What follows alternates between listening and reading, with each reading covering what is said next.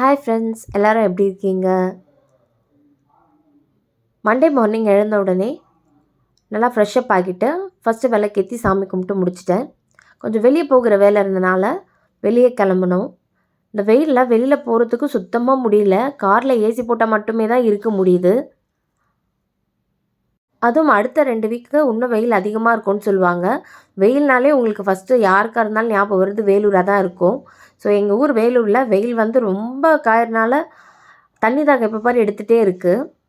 சரி வெளியே போயிட்டு வரும்போது திடீர்னு சடனாக வந்து அம்மா விரிஞ்சபுரம் கோயிலுக்கு போயிட்டு போகலாம், சிவன் கோயிலுக்கு அப்படின்னு சொன்னாங்க. சரி சடன் பிளானாக தான் வந்தோம். கூட்டம்லாம் எதுவும் இல்லை. கோயில் வந்து கும்பாபிஷேகம் நடக்கும் அப்படின்னு சொல்லிட்டு ஏதோ ஃபுல்லாக வந்து கோபுரம்லாம் கட்டி கவர் பண்ணிகிட்டு இருந்தாங்க. ஈவன் சாமி சைடில் இருந்ததெல்லாம் கூட பார்த்திங்கன்னா எதுவுமே ஃபேஸ்லாம் தெரியாத மாதிரி கவர் பண்ணி வச்சுருந்தாங்க. வெளியில் இருந்து வந்தவுடனே இந்த மாதிரி குழந்தைங்களுக்கு ரொம்ப குஷியாகிடும். அந்த மாதிரி தான் என் பையனும் வெளியில் வந்தவுடனே ஜாலியாக அவன் மூமெண்ட்டை என்ஜாய் பண்ணான். ரொம்ப ஃபேமஸான ஒரு டெம்பிள் இது.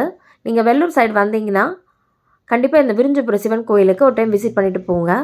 பாருங்கள், கும்பாபிஷேகம் எதுவும் நடக்கும் அப்படின்றனால முழுசாக சாமிங்க எல்லாத்தையும் கவர் பண்ணிகிட்டு இருந்தாங்க.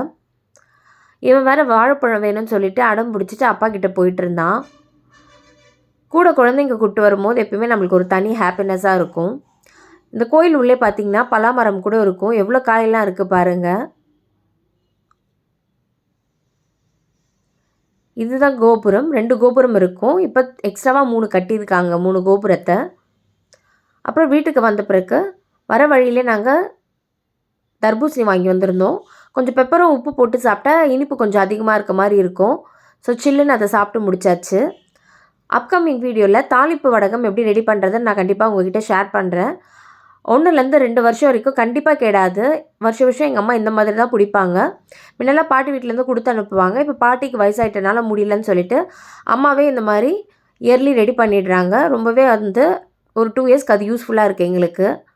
பயங்கர வெயில். ஸோ வத்தல்லாம் கூட போட்டாங்க. தேங்காய் எண்ணெய் வந்து மிஷினில் கொடுக்கறதுக்காக தேங்காயெல்லாம் காய வச்சுருந்தாங்க. அதே மாதிரி கேவுரு மாவுலாம் இந்த மாதிரி நல்ல வெயில் வரும்போது தான் அரைச்சி எடுத்துக்கணும். எப்பயுமே எங்கள் வீட்டில் கேவுரு மாவுக்கு கேவுரு, சோளம், கம்பு இது 3 சேர்த்து தான் அரைப்பாங்க. அவ்வளோ ஹெல்த்தியான ஒன்று.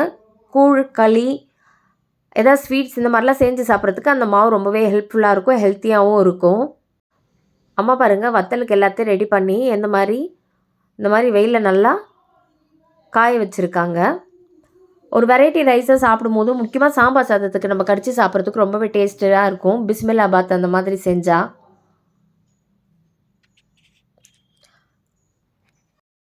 வீடியோ ஷூட் பண்ணுறதுக்காக மேலே வந்து நின்னேன். என்னால் கொஞ்ச நேரம் கூட இங்கே நிற்க முடியல. கொஞ்ச நேரத்துலேயே நமக்கு மயக்கம் வந்துடும் போல் இருக்குது. அந்தளவுக்கு பயங்கர வெயில். இங்கேருந்தே பார்த்திங்கன்னா ட்ரெயின் போகிற வியூஸ்லாம் நல்லா தெரியும் வீட்டில். ஸோ ஈவினிங் டைமில் வந்து கொஞ்சம் வெயில் குறைஞ்ச பிறகு குழந்தை பார்க்கணுன்றதுக்காக கூட்டிகிட்டு வந்து இங்கே கொஞ்சம் வாக் பண்ண வைப்பேன் அவனை. வியூ பார்க்க நல்லா போகிறது தெரியுது பாருங்கள் நமக்கு ட்ரெயினு. வீட்டில் எப்பயுமே நம்ம தாளிப்பு வடகம் ரெடியாக வச்சுக்கிட்டா நம்ம வெளியில் காசை கொடுத்து வாங்கணும்னு கிடையாது. ரொம்ப ஹெல்த்தியாக வீட்டிலே நம்ம ரெடி பண்ணலாம். ஆனால் சில ஊர்லெலாம் வடகம்னா என்னென்னே தெரியாமல் இருக்கிறதும் சில பேர் இருக்காங்க. பட் எங்கள் ஊர் சைடுக்கெல்லாம் வந்து காரக்குழம்பு, முருங்கைக்காய் குழம்பு இதுக்கெல்லாம் வந்து இந்த வடகம் நாங்கள் யூஸ் பண்ணுவோம். இது போட்டாலே அந்த குழம்புக்கு எக்ஸ்ட்ரா டேஸ்ட்னஸ் கொடுக்கும். நான் சொன்ன மாதிரி கேவுரு, கம்பு, சோளம் 3த்தையும் நல்லா வாஷ் பண்ணிவிட்டு ஒரே குவான்டிட்டியில் எடுக்கணும். அப்போ தான் வந்து நம்மளுக்கு மாவு நல்லாயிருக்கும். இதை நல்லா அலசிட்டு துணியில் இந்த மாதிரி காயறதுக்காக ஆற வச்சுருக்காங்க. நான் இந்த மாவில் தான் வந்து களி செஞ்சு கொண்டு போயிருந்தேன் குக்கிங் காம்படிஷனுக்கு ரீசெண்டாக போனப்போ. அதே மாதிரி சிம்பிளியும் இதே மாவில் செஞ்சுருந்தேன். அப்போ செஃப் தீனா சார் தான் வந்திருந்தார். அவரே கேட்டார், எந்த மெஷர்மெண்ட்டில் நீங்கள் வந்து இந்த மாவை ரெடி பண்ணுறீங்க, கொஞ்சம் கேட்டு சொல்லுங்கள் அம்மா கிட்ட அப்படின்னு சொல்லிட்டு. ஏன்னா அந்த மாவில் செய்யும் போதுமே அவ்வளோ சாஃப்டாக வந்து சிம்பிளி நம்மளுக்கு கிடச்சிச்சு. டேஸ்ட் ரொம்பவே நல்லா இருக்கனால தான் மெஷர்மெண்ட் கேட்டிருந்தாரு. ஸோ நீங்களும் இந்த மாதிரி இதுக்கு மேலே ட்ரை பண்ணி உங்கள் வீட்டில் கூழோ களியோ செஞ்சு சாப்பிட்டு பாருங்கள், உங்களுக்கு டிஃப்ரென்ஸ் தெரியும். ஈவினிங் வந்து டைம் ஆகிடுச்சு. ஆஃப்டர்நூன் அம்மா வந்து முட்டை தொக்கு சாதம் செஞ்சுருந்தாங்க, அதை தான் சாப்பிட்டோம். குழந்தைக்கு பால் கொடுத்துடலாம். நம்மளுக்கு 2 பேருக்கு ஃபில்டர் காஃபி போடலான்னு சொல்லிட்டு அம்மாவுக்கு எனக்கு தனியாக ஃபில்டர் காஃபி ரெடி பண்ணேன். குழந்தைக்கு பால் ரெடி பண்ணேன். எப்பவுமே இந்த ஃபில்டர் காஃபி குடிக்கும்போது ஒரு தனி டேஸ்ட்டு எனக்கு ரொம்ப ரொம்ப பிடிக்கும். இன்னொரு முக்கியமான விஷயம், எலெக்ஷன் வேறு நெருங்கி வந்துட்டுருக்கு. நீங்கள் இவங்களுக்கு போடுங்க, அவங்களுக்கு போடுங்கன்னு சொல்கிறதுக்கு எனக்கு கண்டிப்பாக உரிமை கிடையாது. அது வந்து அவரவர் விருப்பம் தான். ஆனால் என்னை பொறுத்தவரைக்கும் ஒரு விஷயம் என்னென்னா, இதுக்கு முன்னாடி வந்தவங்க என்னெல்லாம் நமக்கு செஞ்சுருக்காங்க, இதுக்கு மேலேயும் அவங்க செய்வாங்களா, அவங்க ஒரு நம்பிக்கையான ஆள் தானா, எவ்வளோலாம் நம்மளுக்கு வந்து பண்ணியிருக்காங்கன்றத கண்டிப்பாக நம்ம திங்க் பண்ணணும். புதுசாக வரவங்களுக்கு ஏன் ஓட்டு போடணும் ஓட்டு போடணும்னு நிறைய பேர் கேட்டு நான் பார்த்துருக்கேன். ஏன்னா வந்து வந்தவங்களே திருப்பி திருப்பி வந்து அவங்க திருப்பி இதை தான் செய்ய போகிறாங்கன்ற மாதிரி மனசில் எல்லாருக்கும் வந்து பதிஞ்சு போயிடுச்சு. ஸோ புதுசாக ஒருத்தர் வந்தால் ஏதாவது ஒரு மாற்றம் இருக்காதா அப்படின்னு நினைக்கிறவங்களும் நிறைய பேர் இருக்காங்க. ஸோ உங்களோட யோசனைப்படி நல்லா சிந்திச்சு செயல்படுங்க. அந்த ஒரு நாள் நம்ம போடுற அந்த ஓட்டு வந்து 5 வருஷத்துக்கு நம்ம எப்படி இருக்க போகிறோன்றத வந்து முடிவு செய்கிற ஒரு நாள். அதை வந்து கேர்லெஸ்ஸாக எடுத்துகிட்டு ஓட் பண்ணாமல் தான் இருப்பேன் அப்படின்ற மாதிரிலாம் தயவுசெய்து யாரும் இருக்காதீங்க. ஆனால் சோஷியல் மீடியா பார்க்குற வரைக்கும் சின்ன குழந்தைங்கள்லாம் இன்றைக்கி வந்து அரசியல் பற்றி பேச ஆரம்பிச்சிட்டாங்க. அந்தளவுக்கு இந்த எலெக்ஷன் வந்து ரொம்பவே டஃப்பாக இருக்க போகுது. ஸோ என்ன நடக்குதுன்னு நம்மளும் பொறுத்திருந்து பார்க்கலாம். குழந்தைகளுக்கும் இந்த வெயில் டைமில் வந்து நல்லா நீங்கள் தயிர் சாதம், கூழ், அதுக்கப்புறம் வாட்டர்மெலன் அப்படியே கட் பண்ணி சாப்பிட்றதுக்கு கொடுக்கணும். ஜூஸ் போட்டு கொடுக்கறத விட நம்ம வந்து தர்பூசணி, கிரேப்ஸ் இதெல்லாம் வந்து குழந்தைங்களுக்கு நல்லா ஒரு 11:00 அந்த மாதிரி டைமில் கொடுக்கணும். நான் கிரேப்ஸ் வந்து கட் பண்ணி கொடுப்பேன். அவன் ரொம்பவே விரும்பி சாப்பிடுவான் அந்த க்ரீன் கிரேப்ஸை. நல்லா டேஸ்ட்டாக இருக்குதுன்னு சொல்லிவிட்டு முழுசாக அப்படியே குழந்தைங்களுக்கு கொடுத்தா தொண்டை வந்து அடைச்சிக்கும். அதனால் நான் வந்து அதை கத்தி வச்சு கட் பண்ணி சின்ன சின்னதாக தான் கொடுப்பேன் குழந்தைக்கு எப்பயுமே. அப்போ தான் வந்து நம்ம தைரியமாக கொடுக்குற மாதிரியும் இருக்கும். அதே மாதிரி பப்பாயா கொடுப்பேன், வாட்டர்மெலன் கொடுப்பேன், வாழைப்பழமும் ரொம்ப விரும்பி சாப்பிடுவோம், அதையும் சாப்பிட்றதுக்கு கொடுப்பேன். இன்னும் மேங்கோ சீசன் வரல, அது கிட்ட வந்த பிறகு நல்ல நாட்டு பழமாக பார்த்து அதையும் கொடுக்கலான்னு இருக்கேன். கண்டிப்பாக குழந்தைங்கள்லாம் முக்கால்வாசி பேர் வந்து மாம்பழம்னா ரொம்பவே விரும்பி சாப்பிடுவாங்க. அது நமக்கே ஒரு தெரிஞ்ச விஷயந்தான். ஸோ என் குழந்தைக்குமே வாங்கி கொடுக்கணுன்றது தான். நான்லாம் சின்ன வயசில் பாட்டி வீட்டில் வளர்ந்தனால ஒரு தோப்பே இருந்ததுங்க. அவ்வளோ வெரைட்டியான மாம்பழம்லாம் நான் பார்த்துருக்கேன். பங்கனப்பள்ளி, சந்தூரம் மாங்காய், ருமானி மாங்காய், கிளிமூக்கு மாங்காய், தைல மாங்காய் அப்படின்னு சொல்லிட்டு இவ்வளோ வெரைட்டிஸ் பார்த்துருக்கேன். ரொம்ப அந்த டேஸ்லாம் நான் இப்போ வந்து மிஸ் பண்ணுறேன் நான். ஒரு நாள் காலையில் எழுந்த பிறகு எதுவும் பிரேக்ஃபாஸ்ட்டு சாப்பிட்றமோ இல்லையோ முதல்ல வந்து பழுத்த மாம்பழத்தில் தான் போய் ஸ்டார்ட் பண்ணுவோம் ப்ரஷ் முடிச்சிட்ட பிறகு நான் அக்காலாம். அதை வந்து சாப்பிட்டு முடிச்சிட்ட பிறகு சும்மா ஒரு வாக் அவுட் ஏதாவது தோப்புக்கு போயிட்டு வரலாம் சும்மா அப்படின்னு சொல்லிட்டு அந்த சைடு போகிறது. அங்கே போயிட்டு இன்னும் மாங்காய் வந்து எதாவது பழுத்திருக்கா அப்படின்னு செக் பண்ணுறது. இதில் நாங்கள் முக்கியமாக என்ன பண்ணுவோன்னா, தோப்பு வந்து விற்றுட்ருக்காங்க, அதில் இருக்கிறதெல்லாம் தொடக்கூடாது, அவங்களே பங்கு கொடுப்பாங்கன்னு பாட்டிலாம் எங்ககிட்ட சொல்லுவாங்க. ஆனால் நாங்கள் என்ன பண்ணுவோம்னா, அந்த மாங்காயை அறுத்து மண்ணில் போட்டு நல்லா தேய்ச்சிட்டா தான் பால் வராது, தானாக கீழே மரத்துலேருந்து விழுந்ததுன்னு நம்புவாங்கன்னு சொல்லிட்டு இந்த மாதிரி வேலைலாம் பண்ணிகிட்ருப்போம் நாங்கள். அப்புறம் மோஸ்ட்லி நான் சின்ன வயசில் வளர்ந்ததெல்லாம் பார்த்திங்கன்னா, இந்த பீஸா, பர்கர் அதெல்லாம் இப்போ வந்தது. அந்த மாதிரி ஒரு உணவை நான் சாப்பிட்டு வளரல. மோஸ்ட்லி பார்த்திங்கன்னா காலையில் தயிர் சாதம், கூழ் இதை தான் செஞ்சு கொடுப்பாங்க. ஆஃப்டர்நூன் டைம் வந்து களிக்கு கருவாட்டு குழம்போ இல்லை மொச்சக்கொட்டை கார குழம்போ இல்லை நாட்டுக்கோழி குழம்போ இந்த மாதிரி தான் செஞ்சு கொடுப்பாங்க. அந்த டேஸில் நான் ரொம்ப மிஸ் பண்ணுறேன். இந்த காலத்தில் நமக்கு அது மாதிரி கிடைக்கவே கிடைக்காது. ஸ்டில் கிராண்ட்மாலாம் இருக்காங்க. ஆனால் தாத்தாலாம் போயிட்ட பிறகு அந்த ஒரு ஹாப்பினஸ்ன்றது எப்பயுமே வந்து டவுன் ஆகிடும் எல்லா ஃபேமிலிலையும் ஒருத்தர் குறைய. ஸோ மாமா, தாத்தா இல்லாத இந்த நாட்கள்லாம் பார்க்கும்போது வந்து எனக்கு அந்த டேஸ் நினைக்கும் போது எவ்வளோ ஃபீலிங்காக இருக்குது. ஈவன் யூடியூப்பில் எனக்கு வந்து அமௌண்ட் வரலனா கூட நான் இப்போ வரைக்கும் எதுக்கு இந்த வீடியோஸ்லாம் எடுத்து போட்டுட்ருக்கேன்னா, ஒரு காலத்தில் திருப்பி ரிவைண்ட் பண்ணி பார்க்கணுன்னும் போது டேட்டா ஸ்டோரேஜ் இல்லை, நம்ம ஃபோன்லேருந்து ஈவன் வீடியோஸ் கூட டெலிட் பண்ணிட்டோம். ஆனால் இந்த யூடியூப் சேனலில் போட்டு வச்சுருக்கிறத நானே வந்து பாட்டி வீட்டு விழாக்கெலாம் போனதை வந்து திருப்பி எடுத்து பார்க்கும்போது எனக்கு அவ்வளோ ஹாப்பினஸ்ஸாக இருக்கும். நம்ம வந்து பாரு இந்த மாதிரிலாம் இருந்திருக்கோம் அப்படின்ற அந்த ஒரு மெமரியை திருப்பி எனக்கு கொண்டு வரும். ஸோ முக்கியமாக உண்மையாக சொல்கிறேங்க, நான் இதுக்காகவே தான் யூடியூப் சேனல் ரன் பண்ணிகிட்ருக்கேன். 5 இயர்ஸ் மேலே சேனல் ரன் பண்ணிகிட்ருக்கேன். ஆனால் ஸ்டில் எனக்கு ரூபா கூட நான் ஏர்ன் பண்ணது கிடையாது. கவலை எல்லாருக்கும் கண்டிப்பாக அதனால் இருக்கும், இல்லைன்னு சொல்ல முடியாது. ஆனால் இது பண்ணுறனால எனக்கு ஏதோ மன ஒரு ஆறுதலாக இருக்குது, ஹாப்பினஸ்ஸாக இருக்குன்னும் போது அதை பண்ணுறது தப்பு கிடையாது. நைட்டு டின்னருக்கு சப்பாத்தி ரெடி பண்ணலான்னு சொல்லிவிட்டு நான் எப்பயுமே தண்ணி கொஞ்சம் வெதுப்பாக காய வச்சுட்டு அந்த தண்ணி ஊற்றி தான் பிசைவேன். ஃபஸ்ட்டு உப்பு போட்டு மிக்ஸ் பண்ணிவிட்டு தண்ணி கொஞ்சம் கொஞ்சமாக ஆட் பண்ணி நல்லா முடிஞ்ச அளவுக்கு சாஃப்டாக பிசைஞ்சிட்டு லாஸ்ட்டாக தான் ஆயில் ஆட் பண்ணுவேன். ஆயில் ஆட் பண்ண பிறகு விடாமல் நம்ம வந்து திருப்பி அதை அழுத்தி பிசையணும். அப்புறம் இந்த மாதிரி தூக்கி போட்டு கூட வந்து நான் வந்து அதை மாவு ரெடி பண்ணிட்ட பிறகு தூக்கி போட்டு கூட வந்து அடிப்பேன். அப்போ தான் அது வந்து சாஃப்ட்னஸ் கிடைக்குன்றதுக்காக தான் அந்த மாதிரி மாவை நான் இது பண்ணுறது. சப்பாத்தி இது வந்து நல்லா ஒரு 2 ஹவர்ஸ் கழித்து செய்யும் போது வந்து நல்லா சாஃப்டாக கிடைக்கும் நம்மளுக்கு.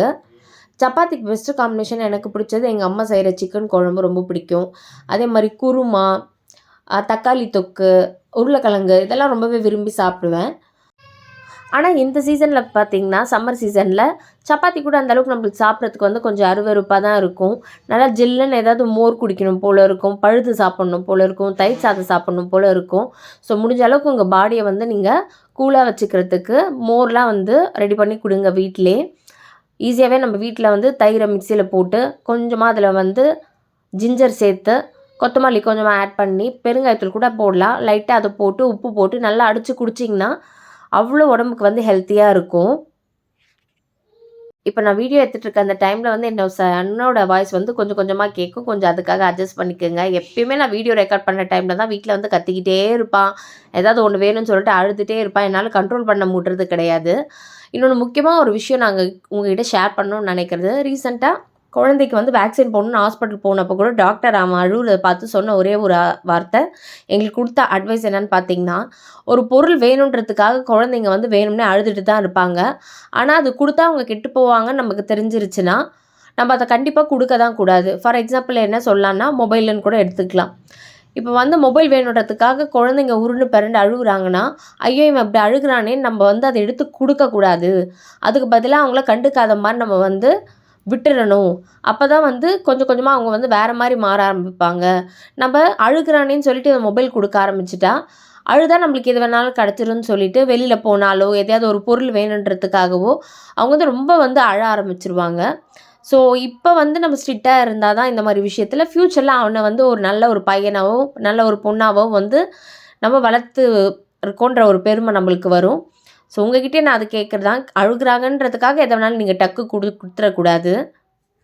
எனக்கு இந்த யூடியூப் ரெக்கார்ட் பண்ணுற வீடியோவில் ஃப்ளோவாக பேசிடலாம் அவ்வளோ வந்து பழக்கம் கிடையாது. சில வார்த்தைகள் வந்து கொஞ்சம் வந்து தடுமாற தான் செய்யும். அதை கொஞ்சம் அட்ஜஸ்ட் பண்ணிக்கோங்க.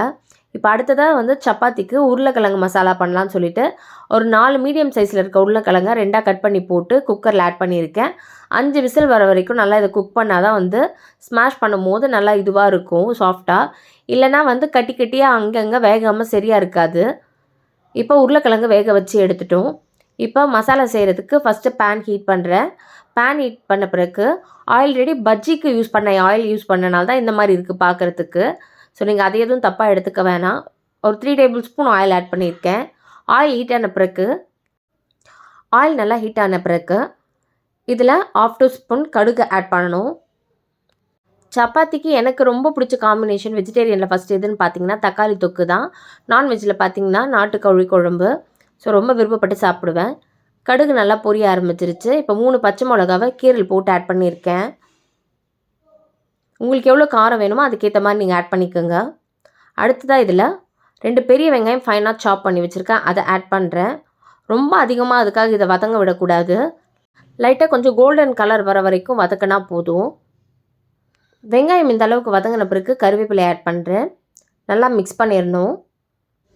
சப்பாத்திக்கு உங்களுக்கு ஃபேவரட்டான சைட் டிஷ் என்னன்றதை மறக்காமல் கமெண்ட் செக்ஷனில் ஷேர் பண்ணுங்கள். வேறு ஏதாவது புது ரெசிபி செஞ்சு போடணுன்னா அதையும் கமெண்டில் சொல்லுங்கள். நான் முடிஞ்ச அளவுக்கு கண்டிப்பாக ட்ரை பண்ணி பார்த்து வீடியோ எடுத்து போடுறேன். இப்போ இதில் ஒரே ஒரு பெரிய தக்காளியை ஃபைனாக கட் பண்ணியிருக்கேன், அதை ஆட் பண்ணுறேன். தக்காளி நல்லா நமக்கு வதங்கணும். எப்பவுமே நம்ம ஹோட்டலில் சாப்பிட்ற அந்த உருளைக்கிழங்கு வந்து ஒரு தனி டேஸ்ட்டாக இருக்கும். உருளைக்கிழங்கு மசாலா பூரிக்கு வாங்குறது. ஸோ இந்த மெத்தடில் ட்ரை பண்ணி பாருங்கள், கண்டிப்பாக உங்களுக்கு அந்த டேஸ்ட்டு ஃபீல் ஆகும். ஹோட்டலில் மட்டும் எப்படி இந்த டேஸ்ட் வருதுன்னு கண்டிப்பாக நம்மளுக்கு டவுட் இருக்கும். அதுக்கு முக்கியமான காரணம் பார்த்திங்கன்னா கடலை மாவை கரைச்சி கொஞ்சம் லாஸ்ட்டாக ஆட் பண்ணுவாங்க. மூடி போட்டு க்ளோஸ் பண்ணி தக்காளி நல்லா வேகட்டும்னு சொல்லிவிட்டு மிக்ஸ் பண்ணி விடுறேன். தக்காளி நல்லா வதங்கின பிறகு இப்போ இதில் 1/2 டீஸ்பூன் மஞ்சள் தூள் ஆட் பண்ணுறேன். தேவையான அளவுக்கு சால்ட் ஆட் பண்ணிக்கணும். நல்லா இப்போ மிக்ஸ் பண்ணிடலாம். உருளைக்கிழங்கு நல்லா குக்கானதை வந்து கையில் முடிஞ்ச அளவுக்கு நல்லா மசிச்சு விட்டுட்டு அதிலே தண்ணி கொஞ்சம் சேர்த்து இன்னுமே நல்லா மசிச்சு அப்புறமா தான் நான் இதில் ஆட் பண்ணுவேன். எப்பவுமே சில பேர் வந்து கட்டி கட்டியாக இருந்தாலும் பரவாயில்லன்னு உருளைக்கிழங்கு அங்கங்கே கட்டியாக ஆட் பண்ணுவாங்க. ஈவன் நம்ம ஹோட்டலில் சாப்பிட்றதும் அப்படி தான் இருக்கும். ஆனால் நான் முடிஞ்ச அளவுக்கு அது வந்து நல்லா பேஸ்ட் ஆகிற வரைக்கும் கையில் மசிச்சுட்டு அதில் எக்ஸ்ட்ரா தண்ணி ஆட் பண்ணி நல்லா அலசி இந்த மாதிரி ஆட் பண்ணியிருக்கேன். கண்டிப்பாக நீங்களும் ஒரு முறை இந்த மாதிரி ட்ரை பண்ணி பாருங்கள் எப்படி இருக்குன்னு. திக்னஸ் நமக்கு ஈஸியாக கிடைக்கும் இந்த மாதிரி பண்ணும்போது. இப்போ இதை நல்லா மிக்ஸ் பண்ணிவிட்டு கேஸ் மீடியம் ஃப்ளேம் வச்சு ஒரு 5 மினிட்ஸ்க்கு நல்லா குக் பண்ண போகிறோம்.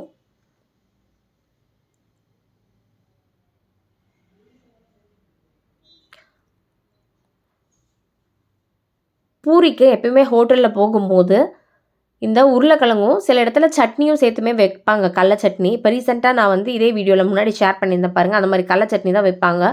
பட் இந்த ஹோட்டலில் சாப்பிடும்போது வந்து ரொம்ப தண்ணியாக இருக்கும். நம்ம வீட்டில் வந்து அந்த இன்னும் கொஞ்சம் கட்டியாகவே பண்ணிக்கலாம். பூரிக்கு பர்ஃபெக்ட் காம்பினேஷனாக இருக்கும். நான் இங்கே வந்து விஷாரத்தில் கேஹெச் ஹாஸ்பிட்டல் போகும்போதெல்லாம் பூரி வந்து கேன்டீனில் விருப்பப்பட்டு வாங்கி சாப்பிடுவேன். ஏன்னா அந்த சட்னி வந்து அவ்வளோ டேஸ்ட்டாக இருக்கும் அங்கே. அந்த காம்பினேஷன் ரொம்பவே நல்லா பிடிக்குன்றனால வீட்லேயுமே வந்து பூரி செஞ்சால் நான் சட்னியும் ரெடி பண்ணிவிடுவேன் எப்பவுமே.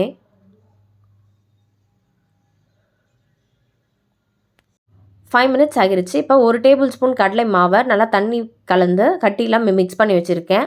அதை ஆட் பண்ணி நல்லா மிக்ஸ் பண்ணிவிட்டு அகைன் ஒரு 5 மினிட்ஸ்க்கு நல்லா குக் பண்ண போகிறோம். குக் பண்ணால் ரொம்பவே டேஸ்டியான உருளைக்கிழங்கு மசாலா ரெடி சப்பாத்திக்கு சைட் காம்பினேஷனாக. எப்பயும் ஒரே மாதிரி ரெசிபிஸ் கொடுத்துட்டு இருந்தால் நம்மளுக்கும் வெறுப்பாக இருக்கும், குழந்தைங்களுக்குமே சாப்பிட்றதுக்கு கண்டிப்பாக வெறுப்பாக தான் இருக்கும்.